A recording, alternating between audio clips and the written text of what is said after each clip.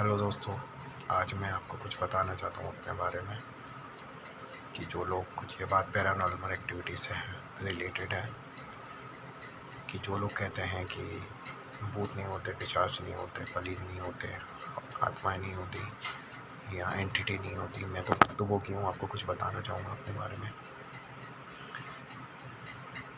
जैसे मैं 1950 में मेरे घर वाले दादा पता था सिंध से जब माइग्रेशन 47 में पार्टीशन हुआ था, 50 में आए थे।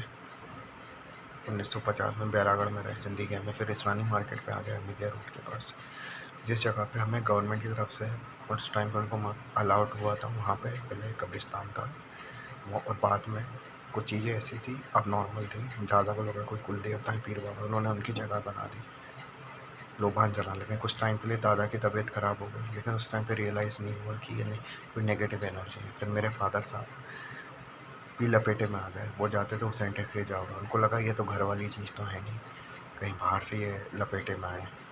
उसके बाद मैं लपेटे में आ गया 2007 से। 14 साल की उम्र से मेरे हाथों ने काम करना बंद कर दिया, लिखना बंद हो गया। मैं कुबड़ों की तरह चलने लगा जैसे बुढ़े चलते हों। MRI हो गई, CT स्कैन हो गई, कोई प्रॉब्लम नहीं थी, नसों की जाँच हुई, कुछ भी नहीं। आती कहाँ से, अब नॉर्मल थी। और जो लोग कहते हैं ना कि भैया कुछ नहीं होता, विलेजर्स को आती हैं, माता क्यों आती है, हनुमान जी क्यों आते हैं, किसी शहर वाले के क्यों नहीं आते, ग्रामीण क्षेत्र वालों को क्यों आते हैं। मैं 2019 में मैं जावरा भी गया था सेंट एग्री में। एंड 2019 में किसी के कहने पर हमारे गुरुजी थे ग्वालियर वाले, वो हम लोगों को हम मेहंदीपुर गए, वहाँ पे 4-5 दिन रुके। वहाँ पर मैंने एक ऐसी औरत को देखा था कि हस्बैंड वाइफ थे, बोथ वर MBBS। उसके घर वाली national institute of mental health या न्यूरो सर्जरी में रह चुकी थी, उनको असरात हो गए थे। और मैं जब वहाँ पे गया तो मेरे को पता चला कि मेरे साथ कोई एक चीज़ नहीं थी। हमारे घर पे जो चीज़ पूरा एक बल्क में परिवार था वो रहता था आत्माओं का। तो मैं तो भुक्तभोगी हूँ।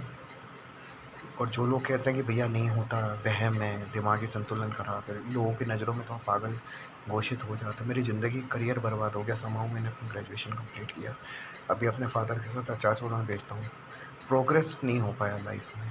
और ये चीज़ें इतनी ख़राब होती है, मालिक दुश्मन को भी न दे। आपको एक बार कैंसर, शुगर, डायबिटीज़ हो जाए, इन चीज़ों की अगर आप लपेटे में आ गए तो छूटना बहुत मुश्किल है। मैं 6-7 साल से रिलीफ है, लेकिन मैं पूरी तरीके से ठीक नहीं हूँ।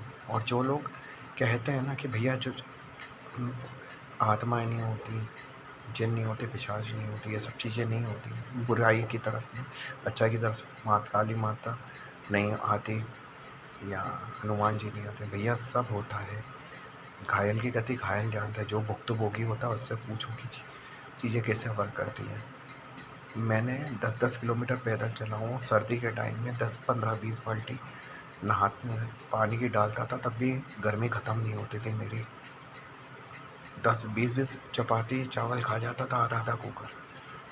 भैया मैं तो भुक्तभोगी रहा हूँ। हम लोगों ने 2019 में अपना मकान छोड़ा, दुकान बना दिया, वहाँ पे मार्केट था, 23 में सेल किया। लेकिन आज भी गिल्ट की काश दादा ने पहले निकल गए होते तो शायद मेरी लाइफ ख़राब नहीं होती, या उसमें मेरी पढ़ाई हो गई होती और मैं आज स्ट्रगल नहीं कर रहा होता 33 साल की उम्र में।